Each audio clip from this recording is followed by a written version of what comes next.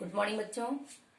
आज हिंदी की कक्षा में आपका स्वागत है। मैं उम्मीद करती हूँ आप स्वस्थ होंगी और अपनी पढ़ाई भी सुचारू रूप से धीरे धीरे संपन्न करती होंगी। बच्चों, मैंने आपको अयोध्या सिंह उपाध्याय हरिऔध के जीवन परिचय के बारे में भली भांति बताया है, जिनका जन्म सन 1865 में हुआ और सन 1945 ईस्वी में जिनका निधन हुआ। और ये द्विवेदी युग के श्रेष्ठ कवियों में गिने जाते हैं। और इन्होंने अपने काव्य का सृजन, प्रारंभिक कविताएं तो ब्रज भाषा में लिखी, लेकिन बाद में खड़ी बोली का इन्होंने प्रयोग किया, जिसमें ब्रज भाषा की रचना के बारे में बताया, रस कलश जिसका उदाहरण है। और इनके द्वारा संपादित काव्य ग्रंथ जो महाकाव्य के नाम से जाना जाता है वो प्रिय प्रवास है, जो खड़ी बोली का प्रथम महाकाव्य भी माना जाता है। तो इनकी रचना पवन दूतिका, जो खड़ी बोली में ही लिखा गया काव्य ग्रंथ है, जिसको हम लोग पढ़ रहे हैं, उसी के अंतर्गत आज हम लोग 9वां पद पढ़ेंगे। ध्यान से देखिए बच्चों, आप जीवनी तो निश्चित रूप से तैयार कर ली होंगी, और इसके साथ साथ साहित्य का इतिहास जिसका वीडियो मैं 10th क्लास के लिए बनाई हूँ, वो सब कुछ आपके पाठ्यक्रम में भी है, इसलिए वो भी मैं आपको भेजूंगी, उसको भी आप देख लीजिएगा। 9वां पद देखिए। जाते जाते पहुंच मथुरा, धाम में उत्सुकता हो, न्यारी शोभा वर नगर की, देखना मुग्ध होना। तू होगी चकित लक्ष्य के, मेरू से मंदिरों को, आभा वाले कलश जिनके, दूसरे अर्क से हैं। अर्क का 2 अर्थ होता है।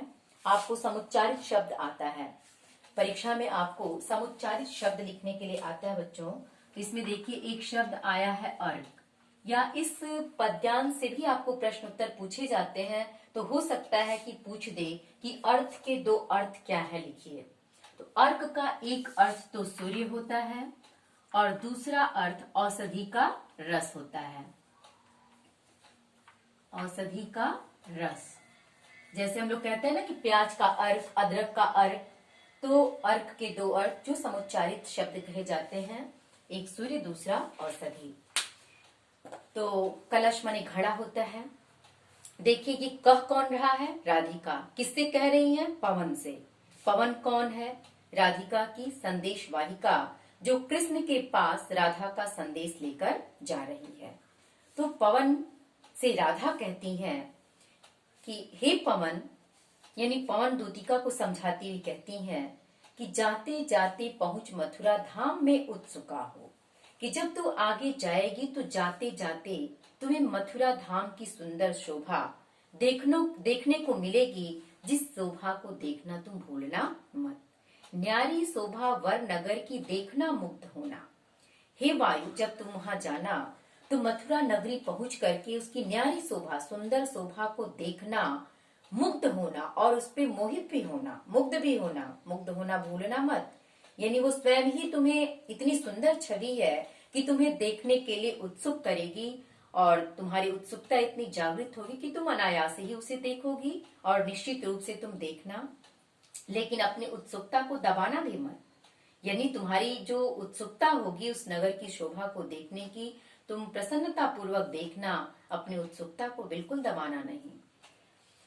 फिर तू होएगी चकित लग के, मेरू से मंदिरों को। और जब तुम उस शोभा वाले सुंदर मंदिरों को देखोगी तो वो कैसे तुम्हें दिखाई देंगे, आभा वाले कलश जिनके, दूसरे अर्क से हैं। यानी वो नगर इतने सुंदर होंगे कि जब तुम वहां पहुंचोगी तो सूर्य के समान, देखिए यहाँ अर्क है ना, अर्क का शाब्दिक अर्थ हमने सूर्य बताया, तो सूर्य के समान चमकती आभा वाले कलशों से युक्त सुमेरु पर्वत जैसे विशाल और ऊंचे पर्वतों को तुम देखोगी। यानी सुमेरु पर्वत के समान ऊंचे और विशाल पर्वतों के समान, सूर्य के समान चमकता हुआ तुम्हें विशाल मंदिर दिखाई देगा, तब तेरे आश्चर्य का और कोई ठिकाना नहीं होगा। यानी ऐसे भव्य अद्भुत दृश्य को देखकर तुम आश्चर्यचकित हो जाओगी। देख पूजा समय मथुरा, मंदिरों मध्य जाना। हे वायु, हे दूती, तू मथुरा में थोड़ा ठहरना और पूजा के समय वहां मंदिरों में तुम प्रवेश करना। कब प्रवेश करने के लिए कहती है, पूजा के समय मंदिरों में तुम प्रवेश करना। और फिर क्या करना, नाना वाद्यों मधुर स्वर की मुग्धता को बढ़ाना। और जब तुम वहां पूजा के समय मंदिरों में प्रवेश करोगी तो वहां बजने वाले विभिन्न वाद्य यंत्रों को मधुरता से, यानी मधुर स्वर प्रदान करते हुए तुम उनकी मधुरता में वृद्धि करना। क्योंकि देखिए, जब भी कोई वाद्य यंत्र बजते हैं तो वायु का स्पर्श उसके वाद्य यंत्र के वादन में, उसकी ध्वनि में थोड़ा और परिवर्तन ला देते हैं।